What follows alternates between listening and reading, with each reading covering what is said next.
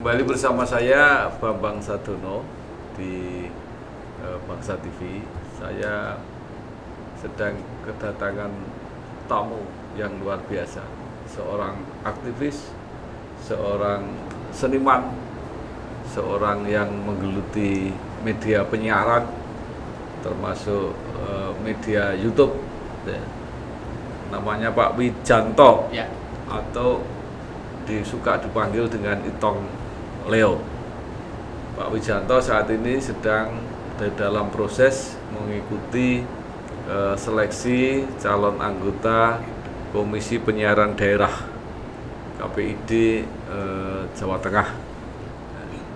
Nah, kita mau ngobrol mumpung sampai di Semarang, ya, komentar mengenai channel YouTube, karena saya akhir-akhir ini banyak berkecimpung di situ. Mungkin nanti Pak Itong bisa banyak memberi masukan, banyak kritik, nggak apa-apa, karena saya sebenarnya berangkat dari nol. Kalau anak saya menyebutnya bukan hanya nol, tapi nolnya besar sekali katanya.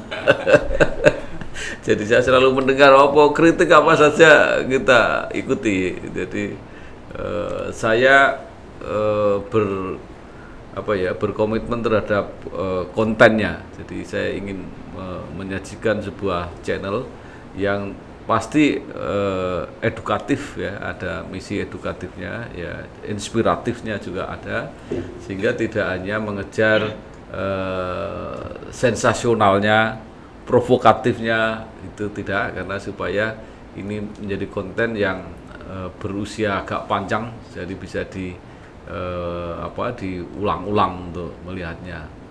Nah, Pak Itong, monggo, mau mulai dari mana? Silahkan cerita cita-citanya, misinya, terutama juga tadi yang saya minta saran masukan terhadap channel ini. Monggo Pak Itong. Ya. Yang pertama saya ingin ucapkan matur nuwun, Pak Bambang Sadono. Ini saya sudah diperkenankan untuk mampir di studionya. Ini juga saya lihat ini bukan main-main, ya. Ini studionya memang sangat dipersiapkan dengan kameranya yang ada, kemudian standing mic, background yang sudah bagus sekali dan jawani sekali di sini. Saya lihat, saya kira sudah sangat-sangat representatif untuk sebagai seorang YouTuber ini, Pak Bambang. Nah, sebelumnya mungkin ingin saya sampaikan mengenai diri saya dulu. Jadi saya itu selalu mengafirmasi diri saya sebagai seorang seniman. Nah, sebagai seorang seniman ini, seniman yang tidak ada kekhawatiran untuk kehilangan panggung. Jadi seorang seniman yang tidak punya rasa khawatir kehilangan panggung. Jadi dimanapun saya ditempatkan, baik itu di pekerjaan ataupun di beberapa tempat yang lainnya, saya menganggap bahwa itu tempat saya untuk berkarya. Sebentar Pak Itong ini dulu lulusan dari mana? Saya dari Universitas Muhammadiyah Surakarta, jadi Fakultas Psikologi. Psikologi. Fakultas Psikologi. Kebetulan untuk kegiatan-kegiatan saya itu banyak di kegiatan seni. Sebentar, ini lebih menarik lagi. Kalau nggak salah Pak Itong tidak Muslim, ya? Saya Muslim. Oh, Muslim. Sorry. Sebutan saya waktu itu Itong Jepang, jadi kelihatannya jadi Muslim. Jadi saya mulai dari sekolah dasar sampai dengan sekolah menengah atas itu di Muhammadiyah. Kebetulan kita baru saja juga keluarkan video yang menyangkut tentang Universitas Muhammadiyah Solo. Oh gitu ya? Iya, di sini channel, kalau nggak salah di Inspirasi untuk Bangsa, ya. Itu statement ketua pengurus wilayah Muhammadiyah Jawa Tengah yang mengatakan bahwa Universitas Muhammadiyah Solo sekarang menjadi universitas perguruan tinggi swasta terbaik se-Indonesia. Wah, berarti alumni-nya Pak Itong luar biasa. Monggo terus. Saya di universitas, di Fakultas Psikologi, saya lebih banyak di dunia seni, yaitu seni teater, seni pantomim, tari kontemporer dan sebagainya seperti itu. Sehingga sampai saat ini pun saya juga masih menggeluti dunia itu. Jadi teman-teman kadang-kadang mengatakan, wah kamu kok konsisten sekali dalam dunia seni. Yang terakhir pentas saya itu tanggal 12 Oktober 2019 itu saya pentaskan tentang tari kontemporer yang berjudul Moto Jagat. Nah, seperti itu. Nah, dan sebelumnya masih banyak lagi beberapa karya-karya saya. Mungkin saya nanti akan bagi, saya bawa flash di sini ada tarian-tarian saya. Nanti monggo bisa di-share teman-teman di sini bisa bagaimana saya membawakan tarian-tarian itu seperti itu. Pak Itong main sendiri? Iya, saya sendiri. Jadi saya tunggal waktu itu. Jadi mulai dari nanti ada videonya mulai dari pembuatan propertinya, kemudian bagaimana menggunakan kostumnya, kemudian sampai dengan menari itu saya video semua.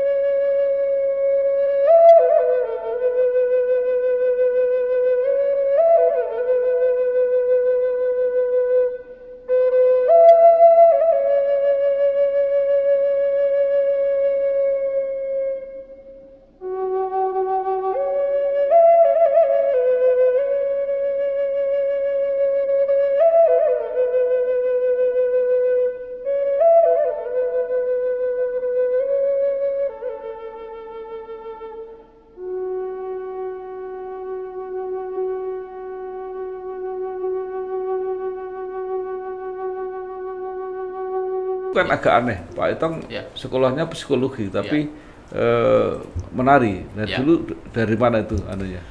Saya lahir di Mangkunegaran. Nah kebetulan bapak saya itu adalah abdi dalam di situ. Jadi sehingga sejak kecil memang waktu itu diharuskan anak-anak itu bisa menari. Nah, jadi waktu itu memang saya harus belajar untuk tari itu seperti itu. Sehingga sejak SD saya nari sampai dengan SMP mungkin, bahkan sampai menjelang akan SMA itu saya mulai masih melakukan tari-tarian sampai dengan kuliah. Saya masuk di dunia seni itu, kemudian saya banyak melihat beberapa teman-teman di tari-tari kontemporer dan sebagainya seperti itu, sehingga waktu itu saya ingin memberanikan diri untuk bisa menjadi koreografer tari tunggal gitu. Jadi waktu di perkuliahan saya sempat membuat tari di telaga, Pak Bambang. Jadi telaga itu saya bikin, ada geteknya, ada tarian di situ dengan judul metamorfose, jadi kehidupan, ada sebuah proses dan sebagainya seperti itu di tengah danau. Sebentar, kok perkuliahan tapi Pak Itong membuat tarian, itu hubungannya apa dengan psikologi? Ya, kalau psikologi kan begini, jadi psikologi itu salah satu ada materi di sana tentang teorinya bahwa di mana ada kehidupan, disitulah psikologi berperan. Nah di situ, jadi saya pegang bahwa kalau kamu belajar tentang psikologi, kamu harus mengerti tentang watak manusia, harus mengerti kepribadian manusia. Nah di situ kita belajar. Jadi di teater yang ada di psikologi itu tidak hanya sekedar tentang seni, kita juga belajar tentang peran sebagai seorang manusia itu seperti apa. karakter manusia itu seperti apa. Jadi ada sedikit nyambung ini Pak Bambang, masalah psikologi dan peran manusia dan sebagainya. Pak Itong psikologi, kesenian, kemudian ngurus radio. Gimana itu? Nah, sebenarnya saya lulus waktu di psikologi, kemudian saya waktu itu tidak langsung di radio, tetapi saya bekerja di Jakarta waktu itu di Biro Konsultasi Psikologi milik teman. Nah, kebetulan ada tawaran dari Muhammadiyah waktu itu untuk mengurus masalah perizinan radio. Nah, waktu kuliah pun sebenarnya saya juga tidak di seni aja. Jadi juga saya berkecimpung di media penyiaran. Contohnya waktu zaman saat dulu ada ospek Pak Bambang.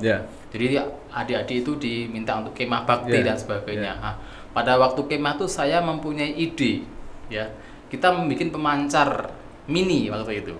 Jadi semua peserta kemah adik-adik itu diharap dan diwajibkan membawa radio. Nah, dari radio itulah nanti tugas-tugas diberikan kepada adik-adiknya melalui siaran radio mini waktu itu. Nah, dari hobi-hobi itu kemudian saya sering siaran juga di beberapa radio swasta waktu itu dengan tema masih di psikologi. Kemudian di RRI saya juga sebagai host tentang psikologi juga, membawa tentang konsultasi psikologi remaja waktu itu, seperti itu, sehingga agak nyambung juga ini seperti itu. Kemudian mengelola penyiaran berapa lama yang profesional itu? Untuk yang pertama kali di Muhammadiyah itu dari mulai perizinan yang sangat ulet waktu itu sampai 4 tahun baru mendapatkan frekuensi, itu saya sekitar 7-8 tahun. Kemudian radio berikutnya di radio swasta berikutnya sekitar 7-8 tahun juga. Jadi sehingga mungkin kira-kira 15 tahunan saya. 15 tahun ya. Karena itu sekarang pengen berkecimpung di dalam bukan pengaturan tapi pelaksanaan bagaimana dunia penyiaran ini diaplikasikan gitu ya. Kira-kira apa yang diinginkan Pak Itong? Ya, sebenarnya ini kan harus ada sinergi antara pemangku kebijakan di mana seperti Komisi Penyiaran Indonesia Daerah ya dalam hal ini dengan lembaga penyiaran. Ini harus ada sinergi. Poinnya adalah bahwa menciptakan penyiaran yang lebih baik di mata masyarakat dan kepercayaan masyarakat terhadap KPID itu sendiri. Nah, itu yang poinnya seperti itu. Gitu. Nah, ini dibutuhkan sinergitas. Nah, sinergitas di sini tentunya juga harus ada kerjasama antara KPID itu sendiri dengan lembaga-lembaga penyiaran yang ada di Jawa Tengah seperti itu. Nah, tentunya kalau saya sebagai pengelola lembaga penyiaran, kita tidak ingin misalkan katakanlah bahwa KPID itu dipandang sebagai polisi, ya. Tapi sebagai teman, sebagai mitra, di mana mitra ini misalkan kalau dulu ketika saya menjadi insan penyiaran di situ, saya ingin bahwa dari KPID itu juga memberikan solusi-solusi di mana lembaga penyiaran bagaimana menjadi lembaga penyiaran yang lebih baik lagi, lebih sehat, tetapi juga ada semacam hembusan penyejukan, tidak hanya untuk punishment ataupun ada hukuman seperti itu. Jadi ada semacam humanisme ya di situ. Jadi ada humanistiknya di situ gitu. Terus kira-kira apa yang terjadi sekarang ini yang artinya perlu diperbaiki?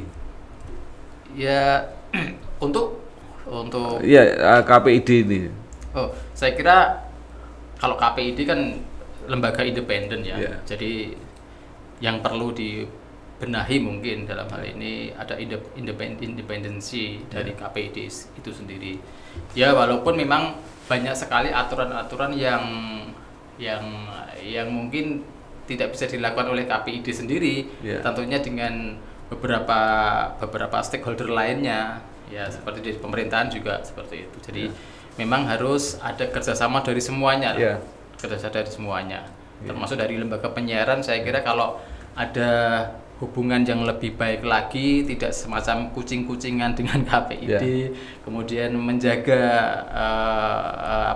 mitra yang lebih baik, itu saya kira juga bisa duduk bersama di atas meja dengan kepala dingin, ya itu saya kira juga akan lebih baik Pak Bambang. Pak Itong, ini memang ada dua fenomena besar ya di bidang media kita. Pertama tahun 99 saya ikut membuat undang-undang pers ya, Undang-Undang 40 99. Waktu itu pers online itu belum muncul sejelas seperti sekarang, sehingga di dalam pasal undang-undang itu hanya disebut media lainnya. Jadi kata-kata lainnya itu yang dimaksud. Nah sekarang justru media online-nya itu sudah menurut saya sudah hampir mendominasi dari media mainstream-nya. Nah ini juga sama ketika undang-undang penyiaran kita buat ya tahun 2002 itu kita juga belum jelas ini dengan adanya media yang sekarang jadi luar biasa, media YouTube ini ya. Ini kan menggantikan media penyiaran sebenarnya. Betul. Jadi artinya undang-undangnya juga ketinggalan. Nah, Pak Itong gimana nanti menghadapi ini? Jadi artinya yang dilakukan KPID itu berdasarkan undang-undang yang lama, tapi pekerjaan itu sudah hampir tidak diperhatikan orang. Artinya orang sudah menuju ke media yang baru ini gitu. Karena kinerja KPID itu dibatasi oleh undang-undang tentunya. Kita bekerja atas amanat undang-undang itu sendiri. Jadi tidak bisa semena-mena untuk melakukan tindakan kalaupun kita tidak ada aturan-aturan yang melandasi apa yang kita kerjakan seperti itu. Tapi saya kira perlu ada pengawasan sebagai komisioner misalkan katakanlah ini berandai-andai nih Pak Bambang ini. Nah, saya kira juga ada pengawasan dalam arti bahwa ini sebagai evaluasi saja. Jadi misalkan adanya YouTube, Netflix, kemudian banyak media-media yang lainnya yang memang disebutkan di undang-undang media lainnya kan itu kemudian ini muncul seperti itu. Nah, saya kira ini juga penting bagi KPID untuk menyoroti dalam hal ini nantinya kedepannya bagaimana sambil menunggu rancangan undang-undang ini yang mungkin nggak tahu nih disahkan kapan ini. Saya sempat bertanya waktu webinar di KPID, saya tanyakan ke Komisi 1 kapan mau dimunculkan undang-undang penyiaran yang baru seperti itu. Nah, saya kira ini sebagai sebagai rambu-rambu aja bagi KPID, warning ini bagaimana bahwa di saat ini pun sudah muncul media-media baru. Nah, media-media baru ini terus terang menggilas banyak media mainstream seperti itu. Dari berbagai hal, secara ekonomi, secara konten dan sebagainya itu sudah hampir tinggalkan. Anak-anak lebih suka menonton YouTube ketimbang menonton televisi. Bahkan TV saya pun Pak. Sering nggak saya tonton karena ya begitulah karena munculnya media-media baru ini kemudian konten-konten di televisi maupun radio itu juga berkurang berkurang karena memang satu untuk budget dari membuat sebuah program itu tidak sedikit. Kalau di YouTube enggak. Kalau di YouTube ketika kita hanya bersepeda saja sudah menjadi konten dan itu jutaan, viewernya jutaan Pak. Nah itu ya memang ini dilematis bagi komisioner ketika dihadapkan pada permasalahan seperti ini. Di satu sisi tidak bisa melakukan tindakan karena tidak ada undang-undang yang mendampinginya. Satu sisi bahwa siaran-siaran media lain itu tentunya juga akan mempengaruhi banyak hal. Nah, berharap bahwa segera akan dimunculkan undang-undang penyiaran yang baru. Undang-undang baru tentunya akan mengatur berbagai macam hal. Ya, tentunya tidak hanya media mainstream aja, tetapi juga media-media yang disebutkan media-media lainnya itu. Itu harapan karena sampai saat ini pun belum ada undang-undang penyiaran yang baru sehingga ini juga meraba-raba ini. Jadi sekarang ini kan kalau dulu misalnya belum begitu bersaing dengan ketat ya. Jadi media itu menyajikan apa yang diyakini sebagai sesuatu yang benar dan berguna. Ya, tapi sekarang karena begitu persaingannya begitu keras, maka masing-masing berusaha berteriak. Nah, karena berteriak itulah kadang-kadang sudah melupakan tata krama, melupakan etika. Sehingga media-media sosial ini banyak dipenuhi oleh emosi, oleh provokasi. Nah, jadi mungkin yang diperlukan adalah standar. Ya memang begitu, orang tertarik tadi Pak Itong mengatakan orang bersepeda aja ada yang mau nonton. Sementara orang yang memberi edukasi yang mungkin bermakna sangat penting, orang nggak peduli. Gitu lah. Sekarang mencari tengah-tengah bagaimana tetap harus ada pesan yang berguna, tetapi juga membuat orang senang untuk Nah, itulah pengemasan nanti yang mungkin diperlukan. Saya tidak tahu apakah itu memerlukan perubahan undang-undang atau mungkin itu diperlukan semacam kearifan para pelaksana undang-undang itu. Nah, jadi mungkin Pak Itong ada gagasan, monggo. Ya saya kira kalau untuk membuat undang-undang itu kan tidak hanya pemerintah di situ ya. Harus ada masukan-masukan dari berbagai elemen, termasuk pengisi konten itu sendiri. Misalkan dalam hal ini seniman, terus pemangku kebijakan dalam hal ini adalah lembaga penyiaran. Itu juga harus kita sinergikan. Artinya bahwa semua dimintai masukan untuk karena ini terus terang Pak Bambang saya sampaikan tentang undang-undang yang lama. Ini saya kira banyak hal yang kontradiktif di dalam pengaplikasian di masyarakat seperti itu. Contoh aja tentang masalah perizinan. Ini saya cerita Pak Bambang, masalah tentang perizinan. Nah, perizinan itu diantaranya, ini salah satunya diantaranya adalah ada pengukuran alat. Pengukuran alat. Jadi alat itu diukur di Jakarta. Ya. Di sana kemudian ada di balai pengukuran. Pengukuran namanya exeternya itu di sana. Kemudian dengan membayar sekian juta lah. Kalau tidak lolos dikembalikan separohnya misalnya seperti itu. Nah, ini satu. Yang kedua, bahwa radio dan televisi ini kan berada di Nusantara. Sedangkan untuk uji dari alat itu adalah harus di Jakarta. Nah, seperti itu bagaimana? Apakah tidak bisa dilakukan di setiap wilayah? Seperti itu. Misalkan kalau di Jawa Tengah ya di Semarang lah kalau seperti itu. Nah, ini memberatkan ini bagi lembaga penyiaran kalau saya sebagai lembaga penyiaran pada waktu itu. Nah, di sini ini menjadi sebuah kerancuan dalam undang-undang itu, dalam pengaturannya. Menurut saya ini sangat kurang logis. Kalau itu saya kira di undang-undang nggak ada itu Pak Itong. Itu mungkin peraturan pemerintahnya ya mungkin ya. Saya waktu membaca mungkin. Tapi itu memang ada istilahnya memang kewajiban di situ untuk melakukan uji alat, pengujian alat. Nah, ini tentunya kan tidak bisa dilepaskan dari undang-undang dan peraturan pemerintah. Ini kan saling mendukung di situ. Jadi menurut saya yang penting sekali itu adalah misi yang harus dikenali, karena itu yang paling sulit adalah